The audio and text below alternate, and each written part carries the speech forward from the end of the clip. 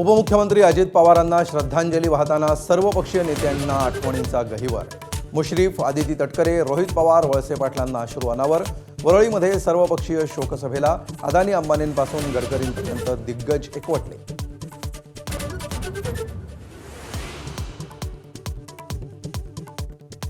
न झालेल्या बेस्ट मुख्यमंत्र्यांना महाराष्ट्र मुकला.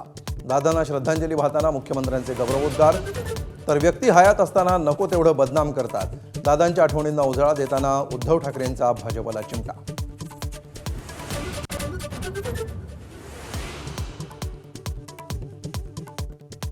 अर्थसंकल्पीय अधिवेशनानिमित्तानं उपमुख्यमंत्री सुनेत्रा पवार पहिल्यांदाच विधिमंडळात. दादांच्या स्टाईलनं काम करत राहणार आणि लागेल तिथं मदत करणार. दादांना श्रद्धांजली वाहताना रोहित पवारांचं सुनेत्रांना आश्वासन.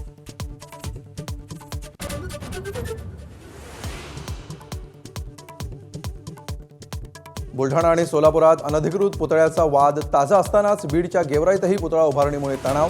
बुलढाण्याच्या चिखला गावात संचारबंदी. सरपंचासह 23 जणांना अटक.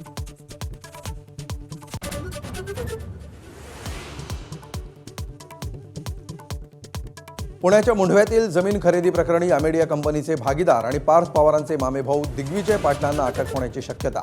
अटकपूर्व जामीन मागे घेतल्यानं तर्कवितर्कांना उधाण.